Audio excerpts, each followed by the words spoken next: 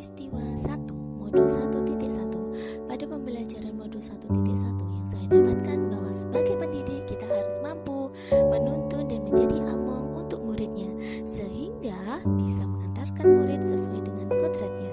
Dan yang kedua, dasar pendidikan Ki Hajar Dewantara yaitu menebalkan laku anak dengan kekuatan konteks diri anak.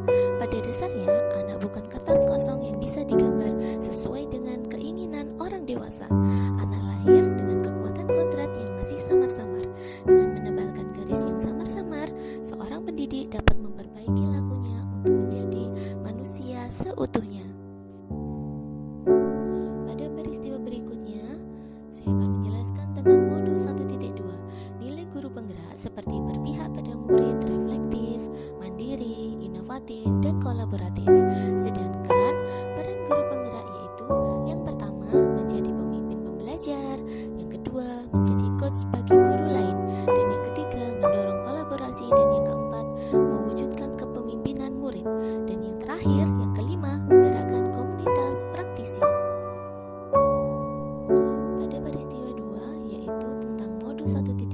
Pada pembelajaran modul 1.2 yang saya dapatkan bahwa sebagai guru penggerak nantinya kita harus mampu mewujudkan profil pelajar Pancasila melalui nilai-nilai dan peran guru penggerak dengan baik serta membiasakan budaya positif dan keteladanan secara konsisten.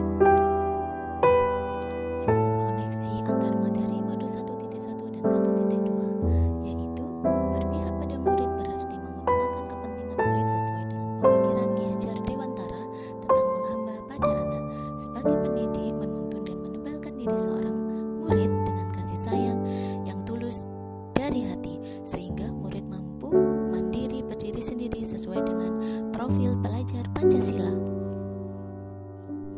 Yang kedua, saya akan menjelaskan tentang perasaan. Saya merasakan sangat bersalah kepada murid-murid saya karena selama ini saya masih menuntut bukan menuntun. Selain itu, saya juga masih menekankan mereka untuk selalu memperbaiki kognitifnya saja tanpa melihat psikomotorik dan afektifnya. Setelah saya mempelajari modul 1.1 dan 1.2, saya menjadi paham sebagai seorang pendidik harus mampu berpihak pada murid, menuntun pembelajaran sesuai dengan kodratnya, memberikan teladan positif, mewujudkan budaya positif dengan konsisten sehingga dapat mewujudkan profil pelajar Pancasila.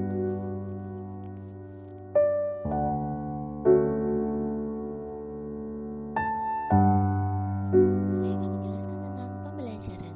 Yang pertama, sebagai pendidik mampu menjadi among bagi muridnya sehingga bisa menuntun siswa pada kodratnya. Dan yang kedua, pembelajaran tidak hanya pada kognitif saja tetapi juga psikomotorik, afektif, dan sesuai kebutuhan minat bakatnya. Dan yang ketiga, mampu menjadi pemimpin pembelajar yang senantiasa mempunyai pola pikir terbuka untuk kekurangan atau kelebihan kita dan segera memperbaiki. Dan yang keempat, sebagai pendidik harus mampu memberikan teladan yang baik dan membiasakan budaya positif kepada murid agar terwujud karakter profil pelajar Pancasila. Yang kelima, pembelajaran berpusat pada murid atau student center, bukan teacher center lagi. Dan yang keenam, sumber belajar itu bermacam-macam, bukan hanya guru dan textbook saja, tetapi juga bisa lingkungan sekitar, internet, dan lainnya. Dan yang terakhir, pada pembelajaran sebelumnya dikatakan berhasil jika nilai KKM siswa tercapai, tetapi sekarang tidak lagi. Siswa berhak menentukan pembelajaran yang mereka butuhkan sesuai bakat dan minatnya.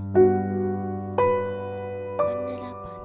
Yang pertama, meningkatkan kompetensi dengan mengikuti berbagai pelatihan atau webinar. Dan yang kedua, menggerakkan KKG guru kelas 4 dan bekerja sama dengan praktisi untuk meningkatkan mutu sekolah. Dan yang ketiga, mengaktifkan kembali ekstrakurikuler bahasa Inggris dengan bekerja sama pada salah satu di LBW Kampung Inggris dan eskul lainnya yang diharapkan ke depan bisa menunjang kemampuan dan akademis siswa. Dan yang keempat, melakukan pembelajaran yang inovatif dengan ramah lingkungan seperti tes formatis bisa menggunakan aplikasi sehingga menghemat kertas. Yang kelima, merencanakan bersama kepala sekolah,